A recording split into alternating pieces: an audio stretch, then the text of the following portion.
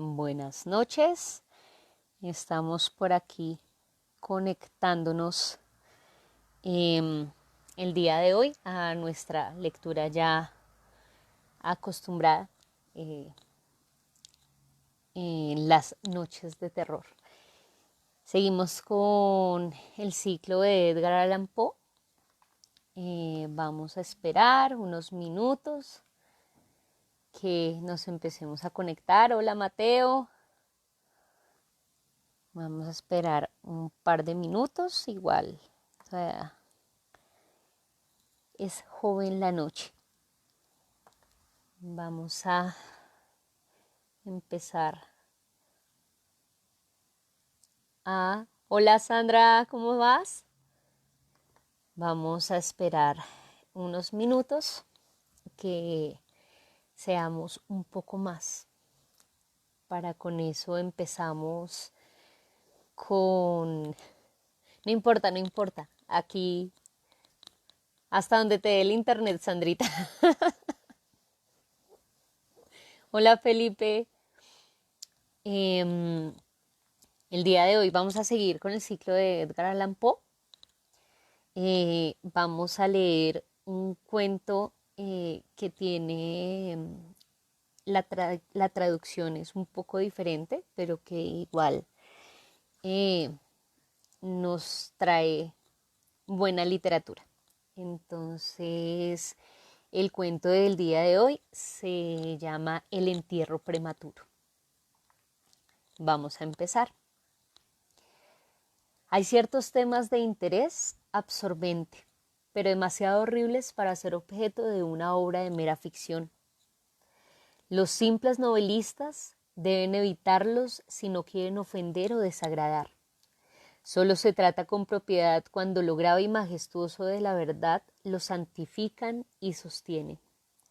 Nos estremecemos, por ejemplo, con el más intenso dolor agradable, ante los relatos del paso de Virginia, del terremoto de Lisboa, de la peste de Londres o de la matanza de San Bartolomé, o de la muerte por asfixia de 123 prisioneros en el agujero negro de Calcuta. Pero en estos relatos lo excitante es el hecho, la realidad, la historia. Como ficciones no parecerían sencillamente abominables. He mencionado algunas de las más destacadas y angustas calamidades que registra la historia, pero en ellas el alcance, no menos que el carácter de la calamidad, es lo que impresionan tan vívidamente la imaginación. No necesito recordar al lector que del largo y horrible catálogo de miserias humanas podría haber escogido muchos ejemplos individuales más llenos de sufrimiento esencial que cualquiera de los inmensos desastres generales. La verdadera desdicha, la aflicción última, en realidad es particular, no difusa. Demos gracias a Dios misericordioso que los horrorosos extremos de agonía los sufra el hombre individualmente y nunca en masa. Ser enterrado vivo es, sin ningún género de duda, el más terrorífico extremo que jamás haya caído en suerte a un simple mortal, que le ha caído en suerte con frecuencia, con mucha frecuencia. Nadie con capacidad de juicio lo negará. Los límites que separan la vida de la muerte son, en el mejor de los casos, borrosos e indefinidos. ¿Quién podrá decir dónde termina uno y dónde empieza el otro? Sabemos que hay enfermedades en las que se produce un cese total de las funciones aparentes de la vida, y sin embargo, ese cese no es más que una suspensión, para llamarle por su nombre. Hay solo pausas temporales en el incomprensible mecanismo. Transcurrido cierto periodo, algún misterioso principio oculto pone de nuevo en movimiento los mágicos piñones y las ruedas fantásticas. La cuerda de plata no quedó suelta para siempre, ni irreparablemente roto el vaso de oro. Pero entre tanto, ¿dónde estaba el alma? Sin embargo, aparte de la inevitable conclusión a priori de que tales causas deben producir tales efectos, de que los bien conocidos casos de vida en consideración tenemos el testimonio directo de la experiencia médica y del vulgo que prueba que en realidad tienen lugar un gran número de esos entierros. Yo podría referir ahora mismo, si fuese necesario, 100 ejemplos bien probados. Uno de características muy asombrosas y cuyas circunstancias igual quedan aún vivas en la memoria de algunos de mis lectores, ocurrió no hace mucho en la vecina ciudad de Baltimore, donde causó una conmoción penosa, intensa y muy extendida. La esposa de uno de los más respetables ciudadanos, abogado eminente y miembro del Congreso, fue atacada por una repentina e inexplicable enfermedad que burló el genio de los médicos. Después de padecer mucho, murió, o se supone que murió. Nadie sospechó, y en realidad no había motivos para hacerlo, de que no estaba verdaderamente muerta. Presentaba todas las apariencias comunes de la muerte. El rostro tenía el habitual contorno contraído y sumido, los labios mostraban la habitual palidez marmórea. Los ojos no tenían brillo, faltaba el calor, cesaron las pulsaciones. Durante 3 días el cuerpo estuvo sin enterrar y en ese mismo tiempo adquirió una rigidez pétrea. Resumiendo, se adelantó el funeral por el rápido avance de lo que se supuso era descomposición. La dama fue depositada en la cripta familiar, que permaneció cerrada durante 3 años siguientes. Al expirar el plazo, se abrió para recibir un sarcófago, pero ¡ay! Qué terrible choque esperaba el marido cuando abrió personalmente la puerta. Al empujar los portones, un objeto vestido de blanco, cuyo rechinando en sus brazos era el esqueleto de su mujer con la mortaja puesta. Una cuidadosa investigación mostró la evidencia de que había revivido a los 2 días de ser sepultada, que sus luchas dentro del ataúd habían provocado la caída de éste de una repisa o nicho al suelo y al romperse el féretro pudo salir de él. Apareció vacía la lámpara que accidentalmente se había dejado llena de aceite dentro de la tumba. Puede, no obstante, haberse consumido por evaporación. En los peldaños superiores de la escalera que descendía a la espantosa cripta había un trozo de ataúd con el cual, al parecer, la mujer había intentado llamar la atención golpeando la puerta de hierro. Mientras hacía esto, probablemente se desmayó o quizás murió de puro terror, y al caer, la mortaja se enredó en alguna pieza de hierro que sobresalía hacia adentro.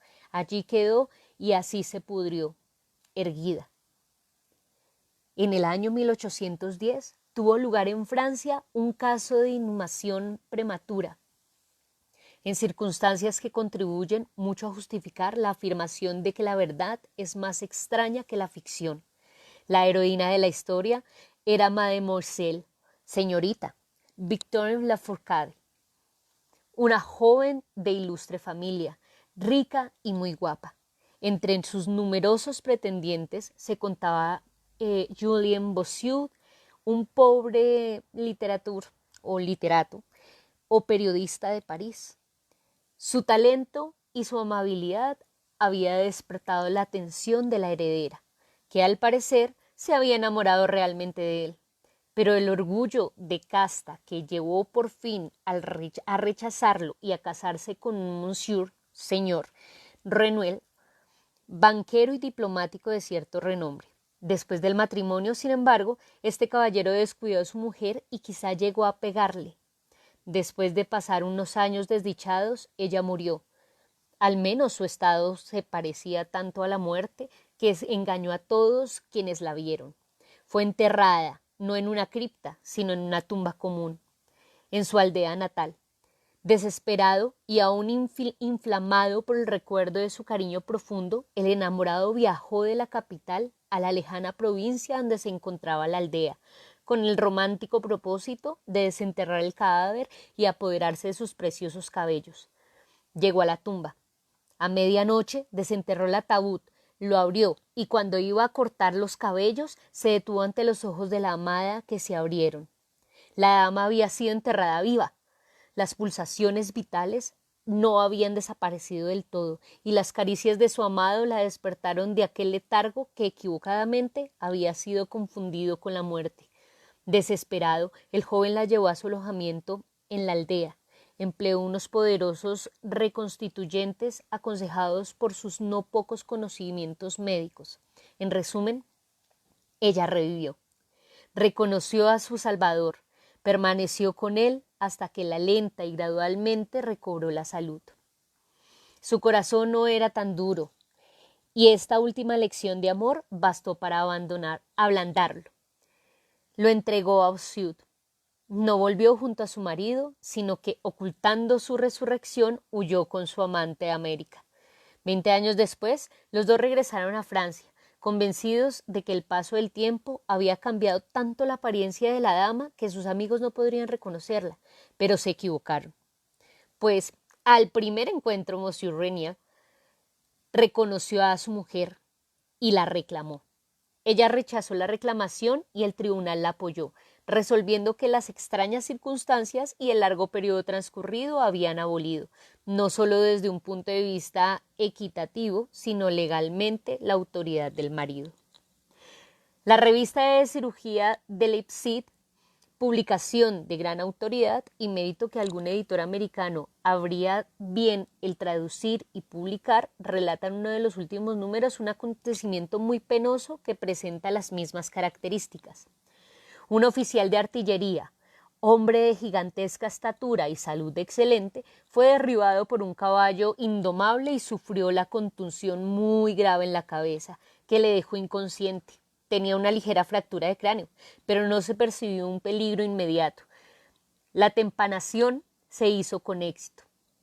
Se le aplicó una sangría y se adoptaron otros muchos remedios comunes, pero cayó lentamente en un sopor cada vez más grave y por fin se le dio por muerto. Hacía calor y lo enterraron con prisa indecorosa en uno de los cementerios públicos. Sus funerales tuvieron lugar un jueves. Al domingo siguiente, el parque del cementerio, como de costumbre, se llenó de visitantes. Alrededor del mediodía se produjo un gran revuelo, provocado por las palabras de un campesino que, habiéndose sentado en la tumba del oficial, había sentido removerse la tierra, como si alguien estuviera luchando debajo. Al principio nadie prestó demasiada atención a las palabras de este hombre, pero su evidente terror y la terca insistencia con que repetía su historia produjeron al fin su natural efecto en la muchedumbre. Algunos con rapidez consiguieron unas palas y la tumba, vergonzosamente superficial, estuvo en pocos minutos tan abierta que dejó al descubierto la cabeza de su ocupante. Daba la impresión de que estaba muerto, pero parecía casi sentado dentro del ataúd, cuya tapa, en furiosa lucha, había levantado parcialmente. Inmediatamente lo llevaron al hospital más cercano, donde se le declaró vivo, aunque en estado de asfixia. Después de unas horas volvió en sí, reconoció a algunas personas conocidas y con frases inconexas relató sus agonías en la tumba. Por lo que dijo, estaba claro que la víctima mantuvo la conciencia de vida durante más de una hora después de la inhumación, antes de perder los sentidos. Había rellenado la tumba sin percatarse con una tierra muy porosa, sin aplastar, y por eso le negó un poco de aire. Oyó los pasos de la multitud sobre su cabeza y a su vez trató de hacerse oír. El tumulto en el parque del cementerio, dijo, fue lo que seguramente lo despertó de muy profundo sueño. Pero al despertarse se dio cuenta del espantoso horror de su situación. Este paciente, según cuenta la historia, iba mejorando y parecía encaminado hacia un restablecimiento definitivo cuando cayó víctima de la charlatanería de los experimentos médicos. Se le aplicó la batería galvánica y expiró de pronto en uno de esos paroxismos estáticos que en ocasiones se producen. La mención de la batería galvánica, sin embargo, me trae a la memoria un caso bien conocido y muy extraordinario en que su acción resultó ser la manera de devolver la vida a un joven abogado de Londres que estuvo enterrado 2 días. Esto ocurrió en 1831 y entonces causó una profunda impresión en todas partes, donde era tema de conversación.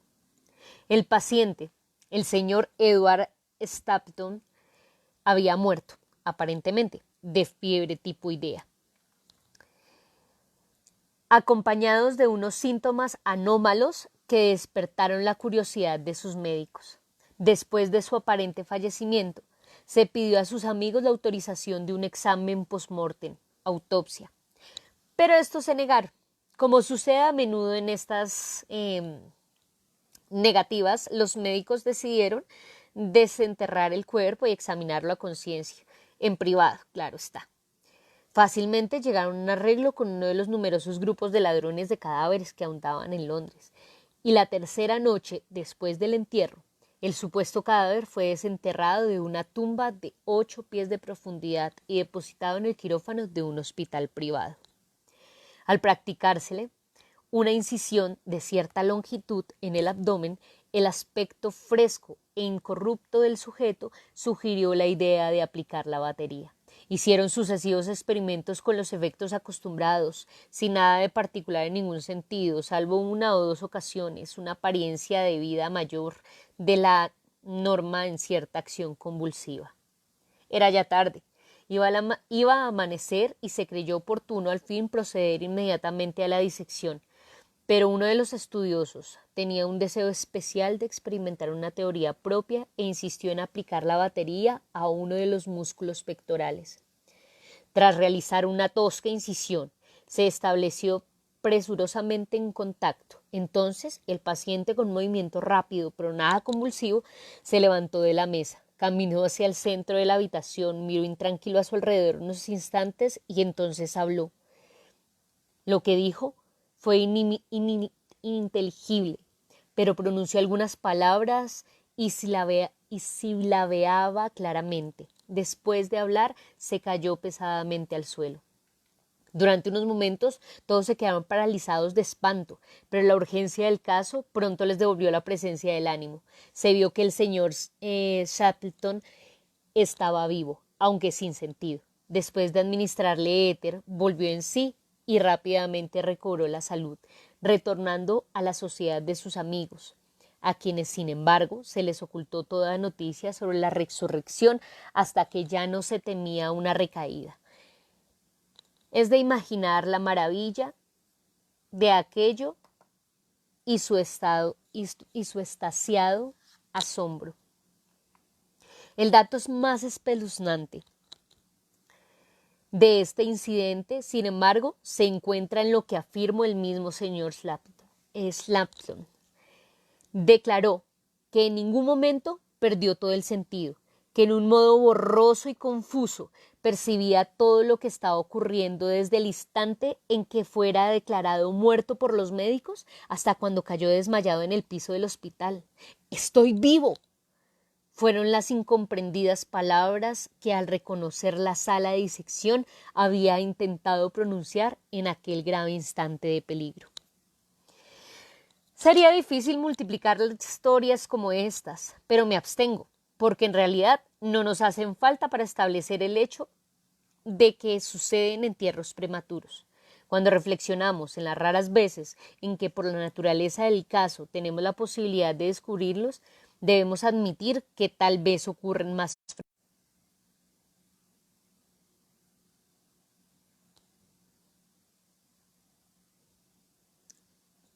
Perdón. No sé si estoy conectada a alguien que me haga un like, un algo, un yuhu. Hola. Estoy conectada. Es que no me puedo ver, me salió un letrero. Bueno, vamos a seguir leyendo. Vamos a seguir leyendo. No sé si estoy o no conectada. Vamos a mirar por acá. Creería que sí. Estoy conectada. Si no, si se ha cortado, pues me disculpan, el internet yo creo que en todo lado está complejo para todos. Se está saturando. Bueno. Vamos, ok, listo, ya me dijeron que estoy conectada. Continuamos. Me perdí. Ya. Puedo afirmarse sin vacilar que ningún suceso se presta tanto a llevar al colmo de la angustia física y mental como el enterramiento antes de la muerte. La insoportable opresión de los pulmones, las enmarcaciones sofocantes de la tierra húmeda, la mortaja que se adhiere, el rígido brazo de la estrecha morada, la oscuridad de la noche absoluta, el silencio como un mar de bruma, la invisible pero palpable presencia del gusano vencedor. Estas cosas, junto con los deseos del aire y de la hierba que crece arriba, con el recuerdo de los queridos amigos que volarían a salvarnos si se enteraran de nuestro destino, y la conciencia de que nunca podrán saberlo, de que nuestra suerte irremediablemente es la de los muertos de verdad. Estas consideraciones, llevan el corazón a un palpitante, a un grado de espantoso e insoportable horror ante el cual la imaginación más audaz retrocede. No conocemos nada tan angustioso en la tierra. No podemos imaginar nada tan horrible en los dominios del más profundo infierno. Y por eso todos los relatos sobre este tema despiertan un interés profundo, interés que, sin embargo, gracias a la temerosa reverencia a este tema, depende justa y específicamente de nuestra creencia en la verdad del asunto narrado. Lo que voy a contar ahora es mi conocimiento real, mi experiencia efectiva y personal. Durante varios años sufrí ataques de ese extraño trastorno que los médicos han decidido llamar catalepsia, a falta de un nombre que mejor lo defina, aunque tanto las causas inmediatas como las predisposiciones e incluso el diagnóstico de esta enfermedad siguen siendo misteriosas. Su carácter evidente y manifiesto es bien conocido. Las variaciones parecen serlo principalmente de grado. A veces el paciente se queda un solo día o incluso un periodo más breve en una especie de exagerado letargo. Está inconsciente y extremadamente inmóvil, pero las pulsaciones del corazón aún se perciben débilmente. Quedan unos indicios de calor, una leve coloración persiste en el centro de las mejillas y al aplicar un espejo a los labios podemos detectar una torpe, desigual y vacilante actividad de los pulmones. Otras veces el trance dura semanas e incluso meses, mientras el examen más minucioso y las pruebas médicas más rigurosas no logran establecer ninguna diferencia material entre el estado de la víctima y lo que concibimos como muerte absoluta. Por regla general, lo salvan del entierro prematuro sus amigos, que saben que sufría anteriormente de catalepsia, y la consiguiente sospecha, pero sobre todo le salva la ausencia de corrupción. La enfermedad, por fortuna, avanza gradualmente. Las primeras manifestaciones, aunque marcadas, son inequívocas. Los ataques son cada vez más característicos y cada uno dura más en el interior. Dura más que el anterior. En eso reside la mayor seguridad de cara a evitar la inhumación. El desdichado cuyo primer ataque tuviera la gravedad con que en ocasiones se presenta, sería casi inevitable llevado vivo a la tumba. Mi propio caso no difería en ningún detalle importante de los mencionados en los textos médicos. A veces, sin ninguna causa aparente, me hundía poco a poco en un estado de semisíncope o casi desmayo, y ese estado, sin dolor, sin capacidad de moverme o realmente de pensar, pero en una borrosa y letárgica conciencia de la vida y de la presencia de los que me rodeaban mi cama, duraba hasta que la crisis de la enfermedad me devolvía de repente el perfecto conocimiento. Otras veces el ataque era rápido, fulminante, me sentía enfermo, aterido, helado, con escalofríos y mareo, y de repente me caía postrado. Entonces, durante semanas, todo estaba vacío, negro, silencioso, y nada se convertía en el universo. La total aniquilación no podía ser mayor. Despertaba, sin embargo, de estos últimos ataques lenta y gradualmente, en contra de lo repentino del acceso. Así fue como amanece el día para el mendigo que vaga por las calles en la larga y desolada noche de invierno, sin amigos ni casa, así, lenta, casada, alegre, volvía a mi luz del alma. Pero aparte de esta tendencia al síncope, mi salud general parecía buena y no hubiera podido percibir que sufría esta enfermedad, a no ser que una peculiaridad en mi sueño pudiera considerarse provocada por ella. Al despertarme, nunca podía recobrar enseguida el uso completo de mis facultades y permanecía siempre durante largo rato en un estado de azoramiento y perplejidad, ya no de facultades mentales en general, y la memoria en particular se encontraban en absoluta suspensión. En todos mis padecimientos no había sufrimiento físico, sino una infinita angustia moral. Mi imaginación se volvió macabra, hablaba de gusanos, de tumbas, de epitafios. Me perdía en meditaciones sobre la muerte y la idea del entierro prematuro se apoderaban de mi mente. El espeluznante peligro al cual estaba expuesto me obsesionaba día y noche. Durante el primero, la tortura de la meditación era excesiva. Durante la segunda era suprema. Cuando las tétricas tinieblas se extendían sobre la tierra, entonces, presa de los más horribles pensamientos, temblaba con las trémulas plumas del choque fúnebre. Cuando mi naturaleza ya no aguantaba la vigilia, me sumía en una lucha que al fin me llevaba al sueño, pues me estremecía pensando que al despertar podía encontrarme metido en una tumba, y cuando por fin me hundía en el sueño, lo hacía solo para caer de inmediato en un mundo de fantasmas, sobre el cual flotaba con inmensas y tenebrosas alas negras la única, predominante y sepulcral idea. De las innumerables imágenes melancólicas que me oprimían en sueños, elijo para mi relato una visión solitaria. Soñé que había caído en un trance cataléptico, de más duración y profundidad de lo normal. De repente, una mano helada se posó en mi frente y una voz impaciente, farfullante, susurró en mi oído: «Levántate». Me incorporé. La oscuridad era total. No podía ver la figura del que me había despertado.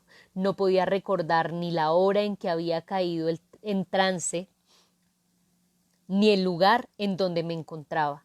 Mientras seguía inmóvil, intentando ordenar mis pensamientos, la fría mano me agarró con fuerza por la muñeca, sacudiéndome con petulancia, mientras la voz farfullante decía de nuevo: «Levántate.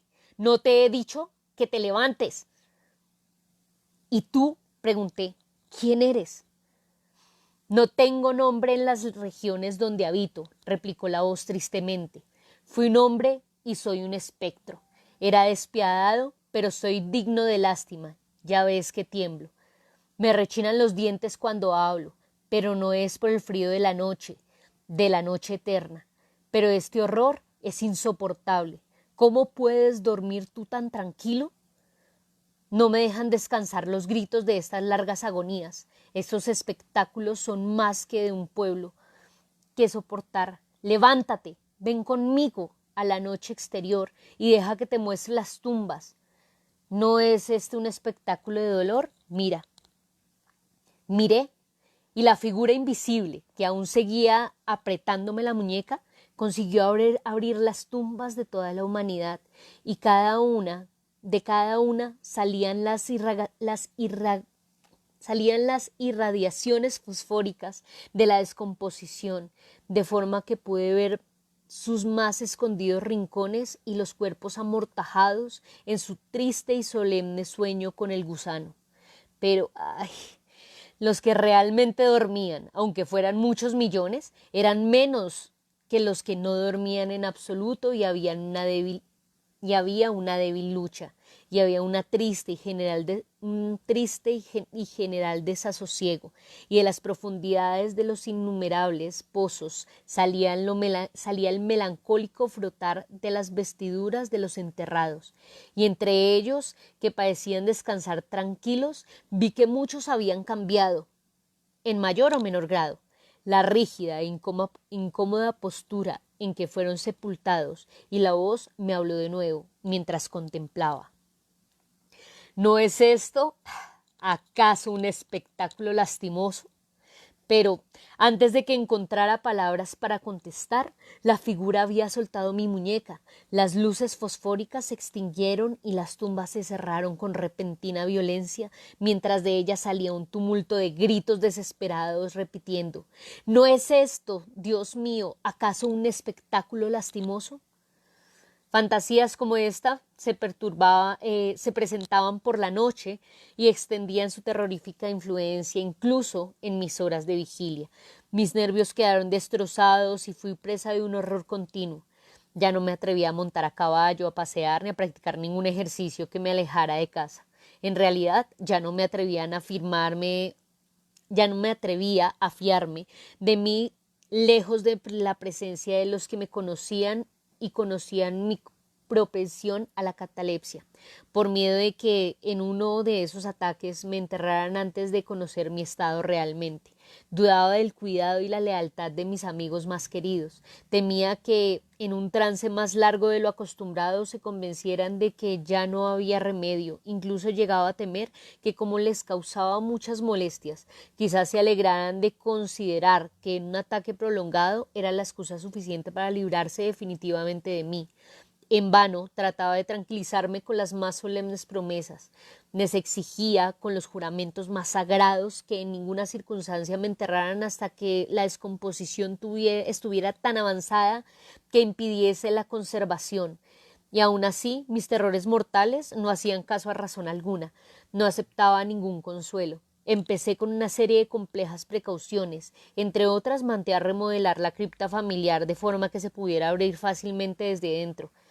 A la más débil presión sobre una larga palanca que se extendía hasta muy dentro de la cripta, se abriría rápidamente los portones de hierro. También estaba prevista la entrada de aire libre y de luz, y adecuados recipientes con alimentos y agua al alcance del ataúd preparados para recibirme.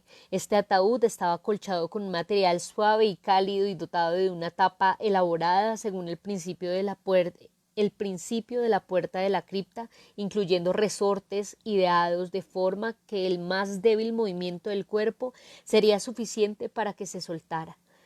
Aparte de esto, del techo de la tumba colgaba una gran campana, cuya soga estaba previsto, por un agujero en el ataúd y estaría atada una mano del cadáver, pero ¡ay!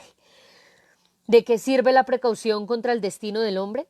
Ni siquiera estas bien urdidas seguridades bastaban para liberar las angustias más extremas de la inhumación en vida a un infeliz destinado a ellas.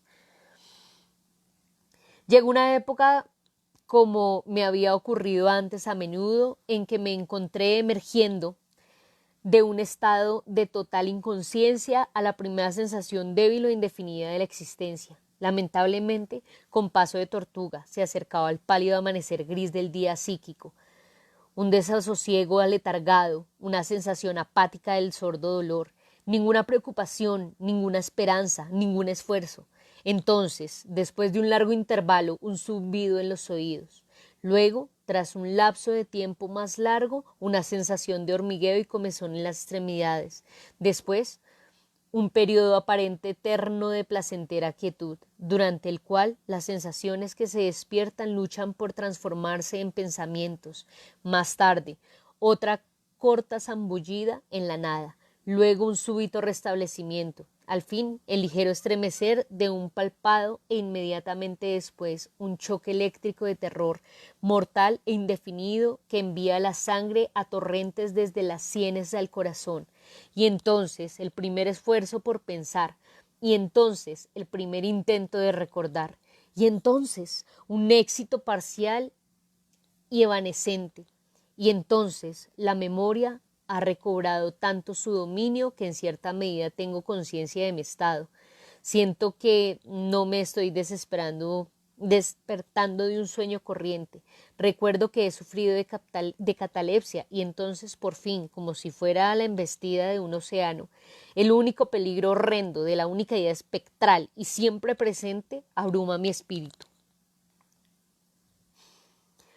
Unos minutos después de que esta fantasía se apoderase de mí, me quedé inmóvil. ¿Y por qué? No podía reunir valor para moverme. No me atrevía a hacer el esfuerzo que desvelara mi destino. Sin embargo, algo en mi corazón me susurraba que era seguro. La desesperación, tal como ninguna otra clase de desdicha produce, solo la desesperación me empujó, después de una profunda duda, a abrir mis pesados párpados. Los levanté. Estaba oscuro, todo oscuro. Sabía que el ataque había terminado, sabía que la situación crítica de mi trastorno había pasado, sabía que había recuperado el uso de mis facultades visuales. Sin embargo, todo estaba oscuro, oscuro, con la intensa y absoluta falta de luz de la noche que dura para siempre. Intenté gritar, y mis labios y mi lengua reseca se movieron convulsivamente, pero ninguna voz salió de los cavernosos pulmones que, oprimidos como por el peso de una montaña, jadeaban y palpitaban con el corazón que cada inspiración laboriosa y difícil. El movimiento de las mandíbulas, en el esfuerzo por gritar, me mostró que estaban atadas, como se hace con los muertos. Sentí también que yacía sobre una materia dura y algo parecido que apretaba a los costados. Hasta entonces no me había atrevido a mover ningún miembro, pero a fin levanté con violencia mis brazos, que estaban estirados con las muñecas cruzadas, chocaron con una materia sólida que se extendía sobre mi cuerpo a no más de 6 pulgadas de mi cara. Ya no dudaba de lo que reposaba al fin dentro de un ataúd. Y entonces, en medio de toda mi infinita desdicha, vino dulcemente la esperanza, como un querubín, pues pensé en mis precauciones. Me retorcí e hice espasmódicos esfuerzos para abrir la tapa. No se movía. Me toqué las muñecas buscando la soga. No la encontré. Y entonces mi consuelo huyó para siempre, y una desesperación aún más inflexible reinó triunfante, pues no pude evitar percatarme de la ausencia de las almohadillas que había preparado con tanto cuidado, y entonces llegó de repente a mis narices y fuerte y peculiar olor de la tierra húmeda. La conclusión era irresistible. No estaba en la cripta, había caído en trance lejos de casa, entre desconocidos, no podía recordar cuándo y cómo, y ellos me habían enterrado como a un perro, metido en algún ataúd común, cerrado con clavos y arrojado bajo tierra y para siempre, en alguna tumba común y anónima. Cuando este horrible convencimiento se abrió paso con fuerza hasta lo más íntimo de mi alma, luché una vez más por gritar, y este segundo intento tuvo éxito. Un largo, salvaje y continuo grito o alarido de agonía resonó en los recintos de la noche subterránea. Oye, oye, ¿qué es eso?, dijo una áspera voz como respuesta. ¿Qué diablos pasa ahora?, dijo un segundo. Fuera de ahí, dijo un tercero. ¿Por qué aúlla de esa manera, como un gato montés?, dijo un cuarto. Entonces, unos individuos de aspecto rudo me sujetaron y me sacudieron sin ninguna consideración. No me despertaron del sueño, pues estaba completamente despierto cuando grité, pero me devolvieron la plena posesión de mi memoria. Esta aventura ocurrió cerca de Richmond, en Virginia. Acompañado de un amigo, había bajado y en una expedición de caza, unas millas por la orilla del río James, se acercaba la noche cuando nos sorprendió una tormenta. La cabina de una pequeña chalupa, anclada en la corriente y cargada de tierra vegetal, nos ofreció el único refugio asequible. Le sacamos el mayor provecho posible y pasamos la noche a bordo. Me dormí en una de las 2 literas. No hace falta describir las literas de una chalupa de 70 por 70 toneladas. La que yo ocupaba no tenía ropa de cama. Tenía una anchura de 18 pulgadas. La distancia entre el fondo y la cubierta era exactamente la misma. Me resultó muy difícil meterme en ella. Sin embargo, dormí profundamente y toda mi visión, pues no era ni un sueño ni una pesadilla, surgió naturalmente en las circunstancias de mi postura, de la tendencia habitual de mis pensamientos y la dificultad que ya he mencionado de concentrar mis sentidos y sobre todo de recobrar la memoria durante largo rato después de despertarme. Los hombres que me sacudieron eran los tripulantes de la chalupa y algunos jornaleros contratados para descargarla. De la misma carga procedía el olor a tierra. La venda en torno a las mandíbulas era un pañuelo de seda con el que me había atado la cabeza a falta de gorro de dormir. Las torturas que soporté, sin embargo, fueron indudablemente iguales en aquel momento a las de la verdadera sepultura. Era un horror inconcebible, increíblemente espantosas, pero del mal procede el bien, pues su mismo exceso provocó que en mi espíritu una reacción inevitable. Mi alma adquirió temple, vigor, salí fuera, hice ejercicios duros, respiré aire puro, pensé en más cosas que la muerte, abandoné mis textos médicos, quemé el libro de Bouchan. No leí más pensamientos nocturnos, ni grandilocuencias sobre cementerios, ni cuentos de miedo como este. En muy poco tiempo me convencí que era un hombre nuevo y viví una vida de hombre. Desde aquella noche memorable descarté para siempre mis apresiones sepulcrales y con ellas se desvanecieron los achaques catalépticos, de los cuales quizá fueran menos consecuencia que causa.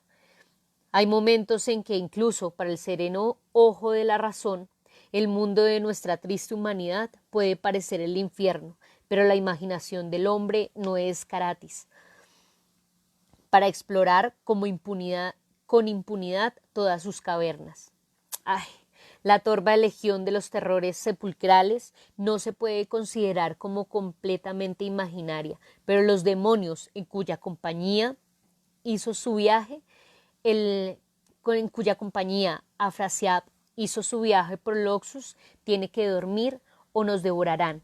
Hay que permitirles que duerman o pareceremos. Bueno, este es un cuento que nos habla que los miedos definitivamente son mucho más pesados para la existencia que las realidades. Creo que este es un cuento que nos viene muy bien para la situación en la que estamos viviendo. Tenemos que apaciguarnos, apaciguar el alma y cuidarnos, quedarnos en casa por el cuidado nuestro y de nuestros seres queridos, pero también tenemos que vencer los miedos y dejar el pánico y afrontar día a día cómo va llegando la vida. Muchas gracias por estar hoy acá. Sé que estuvo más largo que los otros cuentos, pero es bonito verlos. Un beso y nos vemos mañana. Que tengan buena noche.